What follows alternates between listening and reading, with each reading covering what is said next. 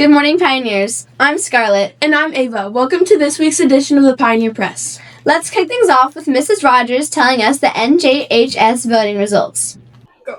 Hello, today I'm here with Mrs. Rogers to get the voting results for our NJHS officers. So National Junior Honor Society this year has a stellar group of 16 students. Very difficult election. I would not want to be in their shoes. But we do have the results in. A warm congratulations to our 2025-26 officers. We have our president, Abel Barton. Our vice president is Zoe Pierce. Our secretary is Aurora Rogers. We have our treasurer, Luna Patio. And lastly, we have our historian, Madsen Leeworthy. Well done, guys. Now let's check in with some of our web leaders who will talk about what will be happening in advisory classes. Hello, everybody. Today I'm here with Elizabeth. Aries. and they're going to tell us about the new web program.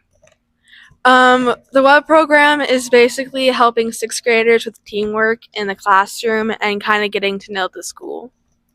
And right now we're doing a game with them in the classroom where we have to hold hands and work together to grab the object at the end of the line.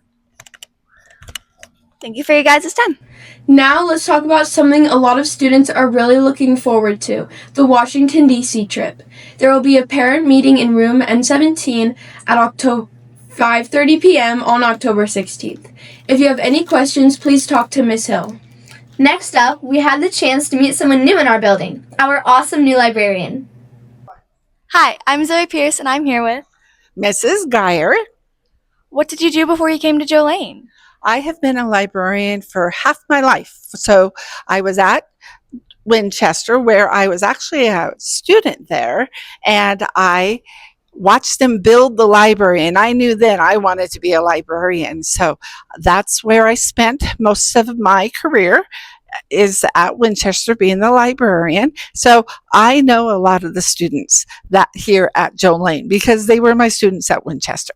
And so you'll see me greeting them by name, and I'm really good with names. So Zoe, I will remember your name. So in the library here, I've only been here for 13 days. And so I've made a few changes. On day 2, I moved the recess activities over here because this is your library, not my library. It's a student's library. So I want you to have access to the games at recess. So you need to take care of them. We also added an I Spy box, and it'll change up each month and have a list for things for you to look at. And then we also added a fish. And with this fish, he needs a name. He's a little beta. And every month I'll have some kind of contest. The first one will be naming him. And with that, one of the prizes will always be a book token to our vending machine. And it moved from a different location to the library, so we have access to it here. So we'll have monthly announcements of prizes, contests, and book token prizes. Some other things that we're doing in the library is we're getting ready for our Battle of the Books. So all the classes that have been coming into the library this month have had book talks on Battle of the Books, and we have always had really strong teams. So we want to recruit some people to read books and be part of our team. We always have monthly displays, and here I have a display of books that Wednesday may want to check out. So books to read if you loved Wednesday. Some other things that we've changed around the library is just moving some signs around and just adding the art. And one of my favorite quotes is, "A picture can tell 1,000 words, but a few words can change its story." And we all have a story. So come to the library and check out a book. And since it's October, don't forget, wear pink on Wednesdays to support breast cancer awareness. Pink shirts, socks, bracelets. Anything helps to show your support. By the way, some staff members would like to give some shout outs for doing the right thing every day. Mrs. Almuck would like to give a shout out to Paige, Middleton, who has been a rock star, keeping books for every home volleyball game this season.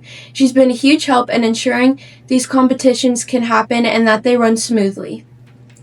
Mrs. Ronk would like to give a shout out to Ezekiel Orozco for always being polite and respectful, and also Lincoln Bracken for major improvements in the classroom. Mrs. Short would like to give a shout out to Coco. She is a positive role model for her team and comes every day to practice wanting to do better. Mrs. DeVries would like to recognize Alora Schofstall for being prepared for class and helping make sure that others in her group are prepared, as well as by handing out supplies or putting them away. She always has a smile on her face and a welcome hello each day. Mrs. Harding would like to give a shout out to Tig Wall for being respectful and responsible in science class. Nice job, everyone, for being kind and respectful. Let's also go over a quick reminder about the cell phone policy. Phones should be turned off and kept in your bag during class.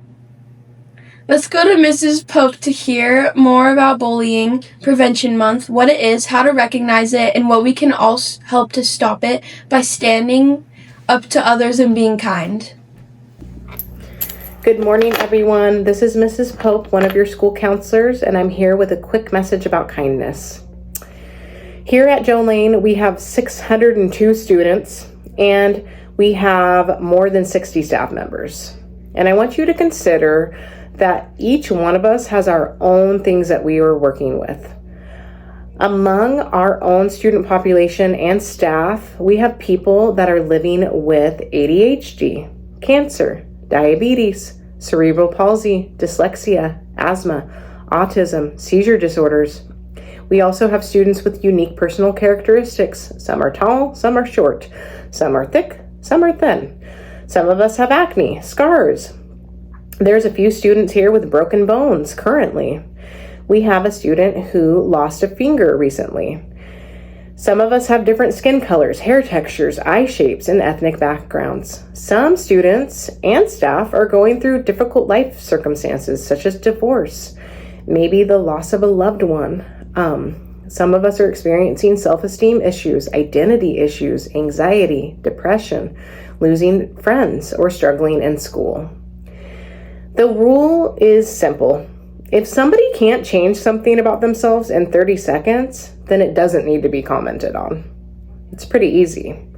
If somebody has a zipper that is unzipped or a shoe that is untied, that is a really quick thing that you can let the person know and they can fix it within 30 seconds. But we can't choose and we can't change that we might have a broken bone or acne or a certain hairstyle, or that we might be experiencing anxiety or depression, or that we have a medical condition such as diabetes or asthma. Those are not things that you can quickly and easily change about yourself, and we don't need to comment on them. I'd like to quickly share something from one of my very favorite books. The book is called The 4 Agreements by Don Miguel Ruiz. And the first agreement in the book is called Be Impeccable with Your Word. So what does that mean, to be impeccable with your word? It means you're speaking with integrity. You're using your words to align with your truth and your values. Say what you mean. Avoid deceptive or manipulative language. Use your words to create, not destroy.